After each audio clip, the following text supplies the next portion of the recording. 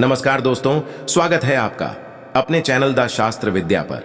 अगर आप अपने जीवन में कुछ नया सीखना चाहते हैं तो हमारे चैनल को सब्सक्राइब कर लें। हे दुर्गा माता, आपसे हाथ जोड़कर निवेदन है कि आपके इस वीडियो को जो भी लाइक और चैनल को सब्सक्राइब करे उसके जीवन में कभी दुख दर्द मत आने देना। दोस्तों, हमारे हिंदू धर्म में देवी माता रानी के अनेक स्वरूप कहे गए हैं, जिसमें वृक्षों को भीमा देवी के स्वरूप कहा जाता है। तो आज मैं आप लोगों को ऐसे वृक्षों के बारे में बताऊंगा जिनको नवरात्रि में छूना बेहद शुभकारी बताया गया है। नवरात्रि में इनको छूने से शत्रु दोष, कर्ज दोष, गरीबी दोष सब समाप्त होते। नवरात्रि के पावन पर्व चल रहे हैं। नवरात्रि के पावन पर्व में कुछ ऐसे वृक्ष है जो कि देव वृक्ष कहे गए, देवी वृक्ष कहे गए हैं। ये देवी के स्वरूप होते हैं, माता काली के स्वरूप होते हैं। और हमारे धर्म में पेड़ पौधे को देवी देवता मान करके हम इनकी पूजा करते हैं और हमें पूजा भी जरूर करनी चाहिए। साइंस भी कहता है पेड़ पौधे मनुष्यों को फ्री में प्राण वायु प्रदान करते हैं और पेड़ पौधे हमें ऑक्सीजन देते हैं। और हमारे जो कार्बन डाइऑक्साइड होता है उसे ग्रहण करके सभी प्रकार के जितने भी नकारात्मक चीज होते हैं उसे अपने अंदर में स्वयं सोख लेता है और हमें ताज प्रदान करते हैं। तो पेड़ पौधे स्वयं तेज धूप में तपता है लेकिन मनुष्य को शीतल छाया प्रदान करता है। तो नवरात्रि के समय में कुछ ऐसे पेड़ पौधे हमारे धर्मशास्त्र में कहे गए हैं जिनको छूने मात्र से व्यक्ति के बंद किस्मत के ताले खुल जाते हैं, व्यक्ति का सौभाग्य चमक जाता है। हमारे शास्त्रों में पेड़ पौधों को बहुत ही गुणकारी कहा जाता है क्योंकि इनमें साक्षात देवता होते हैं। अनेक बीमारी का उपचार पेड़ पौधों में ही छुपा है, जड़ी बूटी में ही छुपा है। और भगवान श्री कृष्ण ने गीता में स्वयं कहा है कि वृक्षों में मैं पीपल का वृक्ष हूँ। पीपल के वृक्ष को वृक्षों का राजा कहा जाता है। इसीलिए कृष्ण भगवान ने कहा पत्ता पत्ता मैं ही हूँ, क्योंकि पीपल वृक्ष की जो आयु होती है सबसे ज्यादा होती है, सबसे अत्यधिक होती है। पीपल वृक्ष सर्वशक्तिमान होता है, पूजा पाठ में अत्यधिक इसका महत्व होता है। दोस्तों, इसीलिए भगवान श्री कृष्ण ने गीता में स्वयं कहा है कि मैं वृक्षों में पीपल का वृक्ष हूं। तो चलिए आज मैं आप लोगों को नवरात्रि के समय में छुए जाने वाले वृक्ष के बारे में बताऊंगा। तो जय माता दी अवश्य लिख दीजिए कमेंट में। दोस्तों, हमारे धर्म शास्त्र में अनेक ऐसे वृक्ष हैं जो कल्याणकारी होते हैं, मंगलकारी होते हैं। अगर इस वृक्ष को छू लेते हैं तो आपकी सभी प्रकार की परेशानी है, सभी प्रकार के कष्ट है, यह सब समाप्त हो जाते हैं। खास करके नवरात्रि के समय में इसका असर कई लाख गुना होता है। नवरात्रि के समय को शक्ति का पर्व कहा जाता है। शक्ति पर्व क्यों कहा जाता है? क्योंकि इस समय अचेत जो वस्तु होती है वो भी चेतना युक्त हो जाती है। अर्थात इस समय जो शक्ति हमारे धरती लोक में आ जाती है। नौ दुर्गा को क्या बोल सकते हैं? हम शक्ति बोल सकते हैं। तो माता रानी इस धरा पर आती है, इस पृथ्वी लोक पर आती है तो जीतने भी पेड़ पौधे हैं, जीव जंतु है, चल अचल सभी प्रकार के जो वस्तु है ये सब में प्राणा जाते हैं, न सब में शक्ति निहित हो जाती है, जागृत हो जाती है। तो इस समय कोई भी पेड़ पौधे को जा करके छू दें। खास करके देवी स्वरूप कहे गए जो पेड़ पौधे होते हैं, जा करके आप इसे छू करके आते हैं तो आपके जीवन की परेशानी है, दुख है, तकलीफ है, कष्ट है, रोग है, बीमारी है, कलह है, जीवन में चल रही बहुत बड़ी समस्या है, सब समस्या समाप्त हो जाती है। काल सर्प दोष, मंगल दोष, शनि दोष, राहु दोष तत्काल अपना असर दिखाती है और सब दोष खत्म हो जाते हैं। दोस्तों, आज मैं आप लोगों को 3 पौधों के बारे में बताऊंगा और ये तीनों पौधे देव वृक्ष कहे जाते हैं। वीडियो को ध्यान से देखना।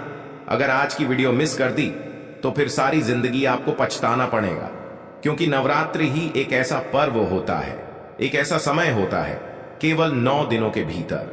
मैं आपको लंबी पूजा पाठ करने की जरूरत नहीं। पति केवल 9 दिनों के भीतर में ही आप अपनी समस्या को, आप अपनी गरीबी को स्वयं अपनी आंखों से समाप्त होते हुए देख सकते हैं।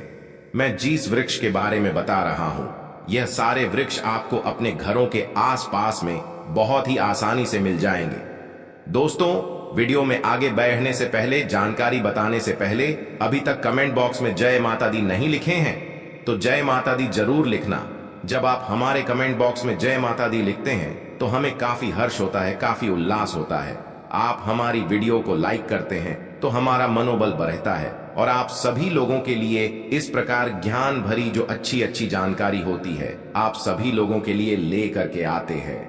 तो अगर आप इस प्रकार की जानकारी में इंटरेस्ट रखते हैं, इस चैनल को अगर सपोर्ट करना चाहते हैं तो आप हमारे चैनल को सब्सक्राइब कर हमारा सपोर्ट जरूर करें। दोस्तों, मेरे जो उपाय होते हैं आप लोगों को मैं सरल से सरल आसान उपाय बताता हूं, जो भी हमारे गुरुदेव ने हमें सिखाया है। जो उपाय बहुत ही सरल होते हैं, बहुत ही आसान होते हैं और यह राम बाण की तरह काम करते हैं।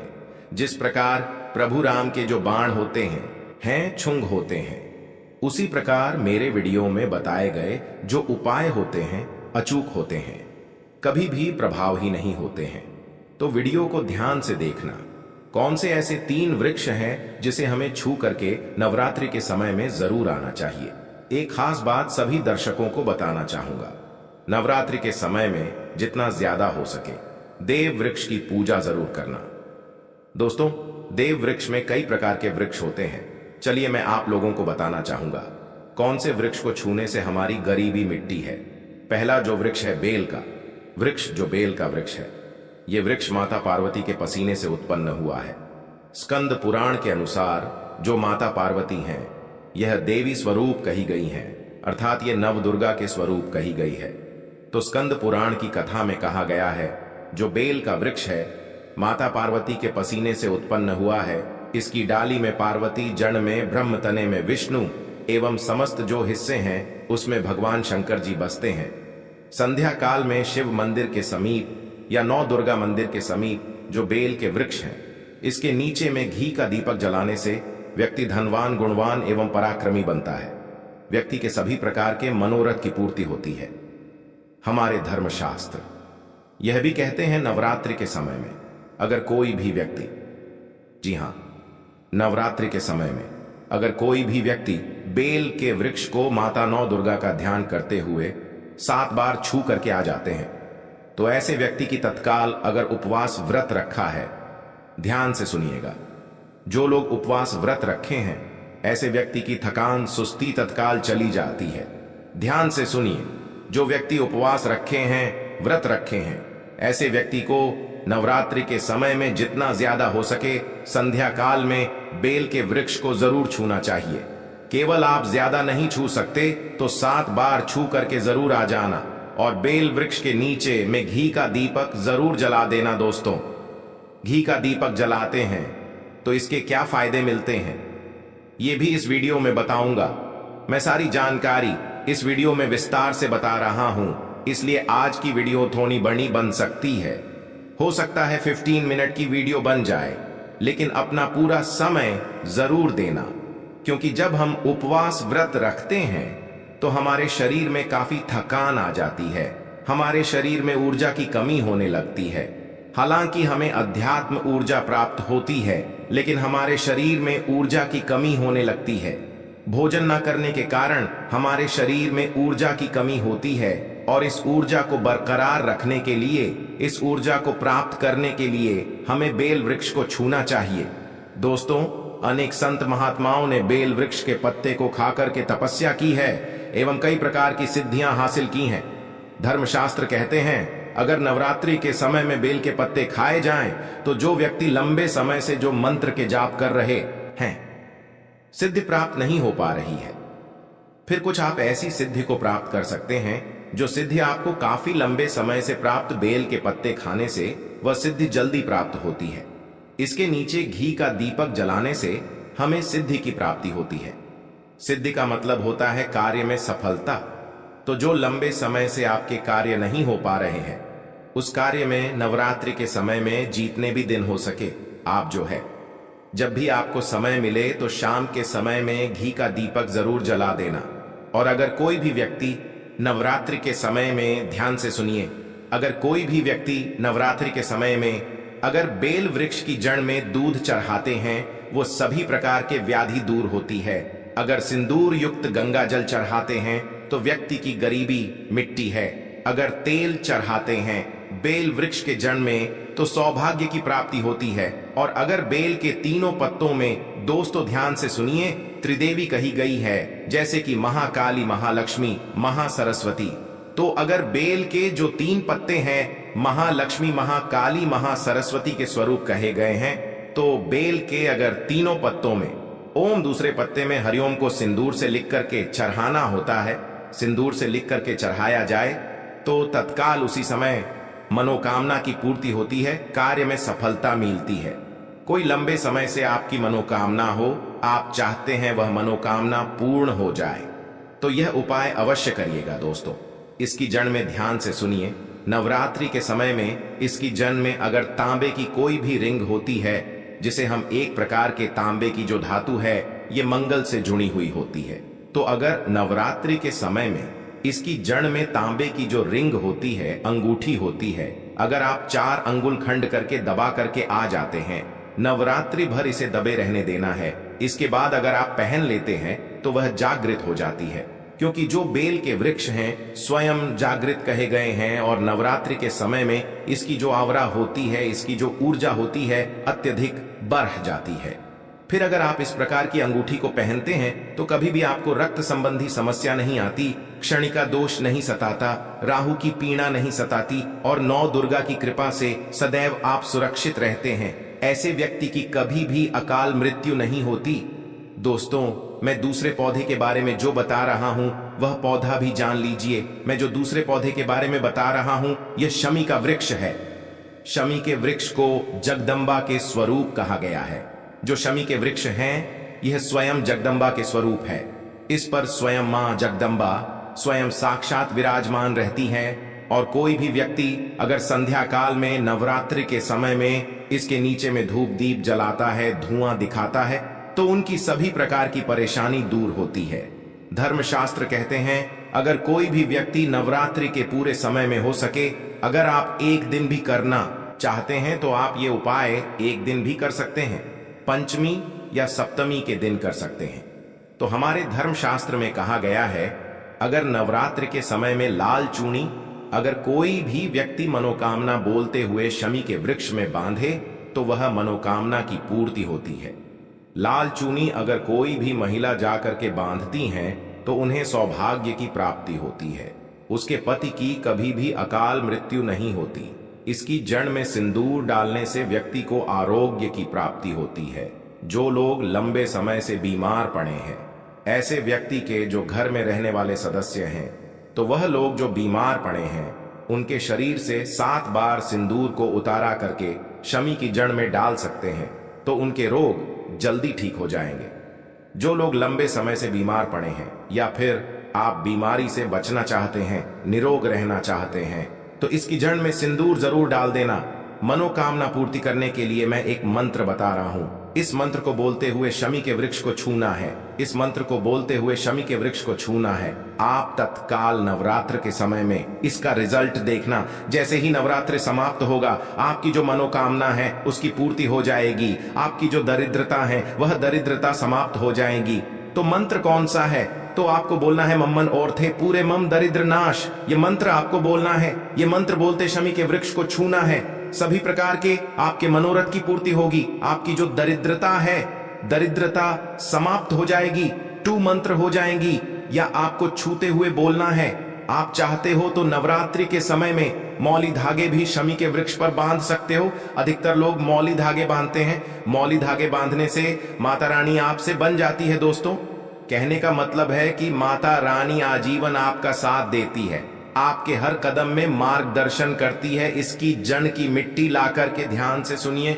नवरात्रि के समय में अगर आप जो है 9 दुर्गा के उपवास नहीं कर पा रहे हैं, व्रत नहीं कर पा रहे हैं किसी कारणवश, तो केवल इसकी जड़ की मिट्टी ला करके नवरात्रि के समय में स्नान करने से व्यक्ति का भाग्य उदय हो जाता है, व्यक्ति का भाग्य चमक जाता है, व्यक्ति की जो फूटी किस्मत होती है वह भी चमक जाती है।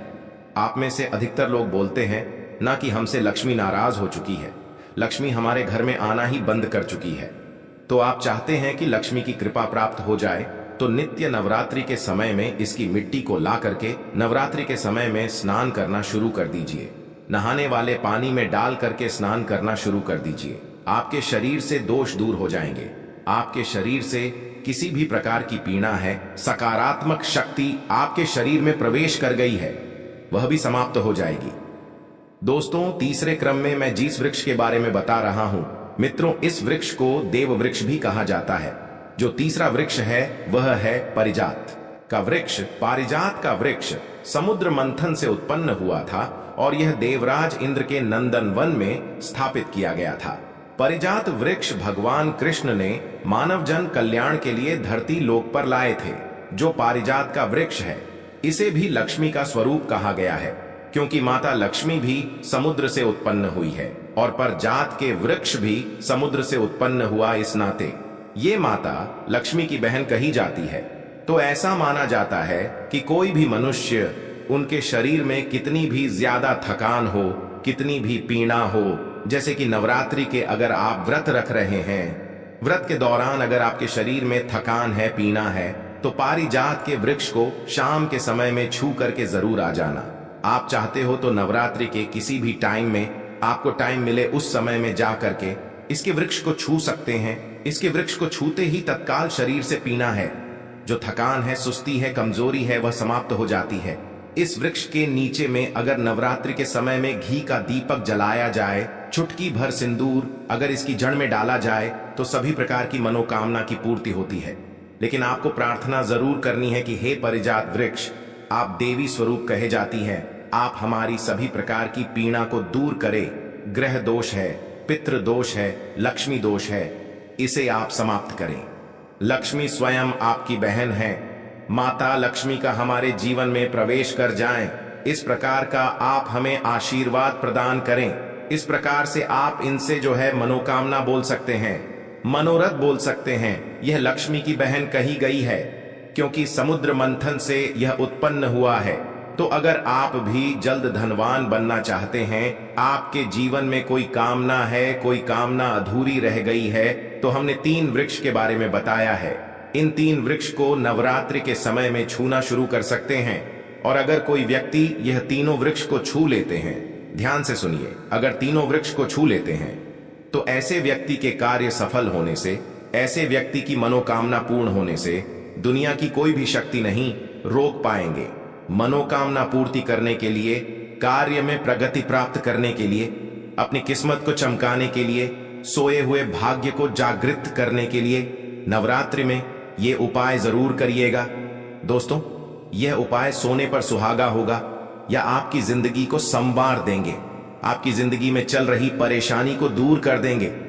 तो यह जानकारी कैसी लगी हमें कमेंट सेक्शन में जरूर बताना और इस जानकारी को अपने तक सीमित मत रखना। इस जानकारी को आगे जरूर शेयर करना, क्योंकि ज्ञान बांटने से ज्ञान बढ़ता है। हो सकता है आप इस वीडियो को शेयर आगे करेंगे तो कोई व्यक्ति नवरात्रि के समय में थकान महसूस करते हैं, पीड़ा महसूस करते हैं, नवरात्रि के समय उनको होती है किसी भी प्रकार के कष्ट होते हैं, तो इन वृक्षों को छू करके सारे कष्टों से छुटकारा पा सकते हैं।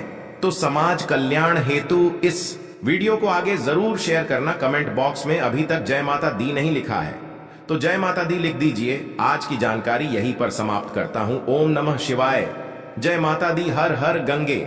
जय गुरुदेव। नमो गुरुदेव। भगवान की सदा ही जय हो।